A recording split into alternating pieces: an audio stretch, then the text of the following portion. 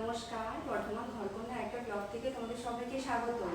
দেখো আজকে শরীরটা ভালো নেই, কিন্তু বলেছি যেহেতু তোমাদের নতুন নতুন রেসিপি দেখাবো, রান্না দেখাবো, সামনে পুজোও চলে আসছে, তো দেখি আজকে কি রেসিপি দেখাতে পারি তোমাদের। তো চলো দেখি, আসো। তো চলো তোমাদের রেসিপিটার সাথে পরিচয় করিয়ে দিই। আজকের রেসিপিটি হলো যে কস্তুরি মালাই চিকেন। তো কস্তুরি মালাই চিকেন রান্না করতে আমাদের কি কি লাগবে সব দেখে নিচ্ছিল, চলে এসো। প্রথমে লাগছে আমাদের চিকেন। দেখো আমি চিকেনটা এখানে বড় চাপের পিস হিসাবে কেটে নিয়েছি, তো তোমরা এখানে চাইলে ছোট ছোট পিস দিয়েও করতে পারো। পেঁয়াজ কুচি লাগছে আমাদের এখানে, পেঁয়াজ কুচি অনেকটা লাগবে। আমি এখানে 4টে বড় সাইজের পেঁয়াজ কেটে নিয়েছি, একদম বড় এক বাটি।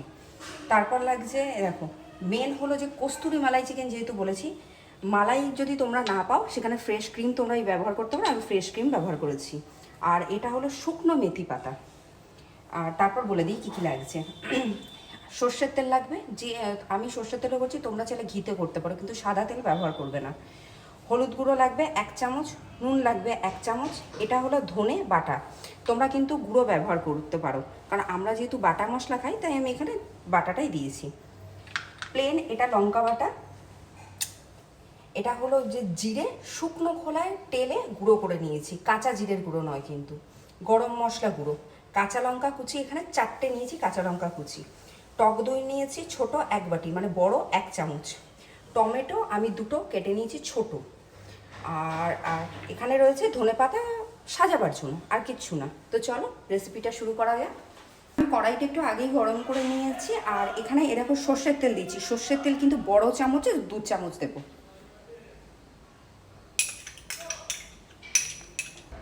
তো আমাদের তেলটা গরম হয়ে গেছে, এখানে আমি আদা রসুন বাটাটা দেবো। তখন আমি দেখাবার সময় না একটু বলতে ভুলে গেছি, কিছু মনে করো না। আদা রসুন বাটাটাও আমি কিন্তু বড় চামচের 2 চামচ নিয়েছি। দেখো আদা আর রসুন কিন্তু বাটা। পেঁয়াজ রসুনটা দেখো আমাদের একটু ভাজা ভাজা হয়ে গেছে। এবার আমি চিকেনটা দেবো।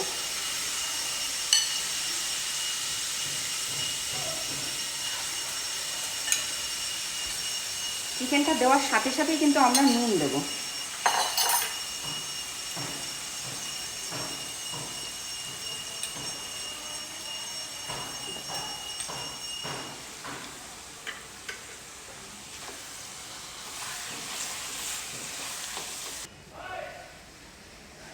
তো চলো দেখো আমাদের চিকেনটা একদম সেদ্ধ হয়ে গেছে। এবার বাকি উপকরণগুলো আমরা মেশাবো। দেখো,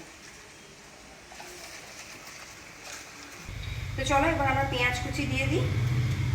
পেঁয়াজ কুচি কিন্তু অনেকটা লাগবে এখানে। এবার আমরা কাঁচা লঙ্কা কুচি দেবো। এবার আমরা সামান্য হলুদ গুঁড়ো দেবো।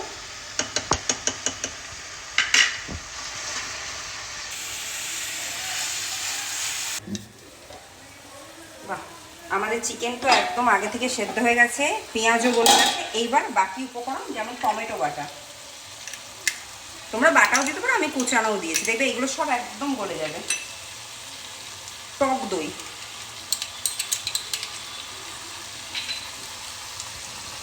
ধনে বাটা,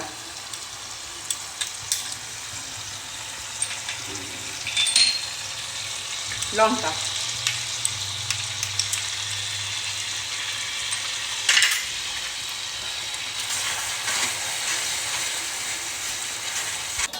বাহ, আমাদের এখানে চিকেনটা পুরো সেদ্ধ হয়ে গেছে, একদম রেডি।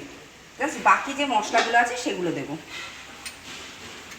প্রথমে দেবো এখানে ভাজা জিরে গুঁড়ো, কাঁচা নয় কিন্তু, এটা কিন্তু ভাজা।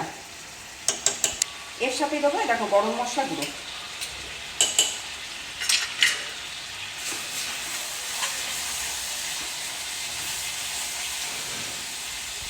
এবার এখানে আমরা ফ্রেশ ক্রিম দিয়ে দেবো। আমি ক্রিমটা দিচ্ছি, তোমরা যদি মালাই পাও মালাইও দিতে পারো অল্প। তারপর দেবো কসুরি মেথি। কসুরি মেথিটা কিন্তু একটুখানি হাতে আমরা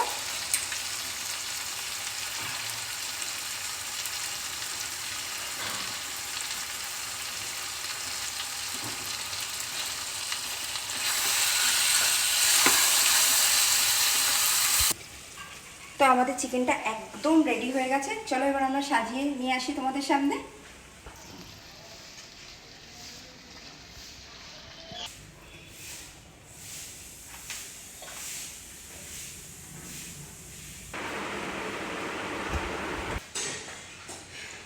তো চলো তৈরি হয়ে গেল তো আমাদের কস্তুরি মালাই চিকেন, আর তার সাথে আমি বাসন্তী পোলাও করেছি বা বাহারি পোলাও যেটা বলতে পারো।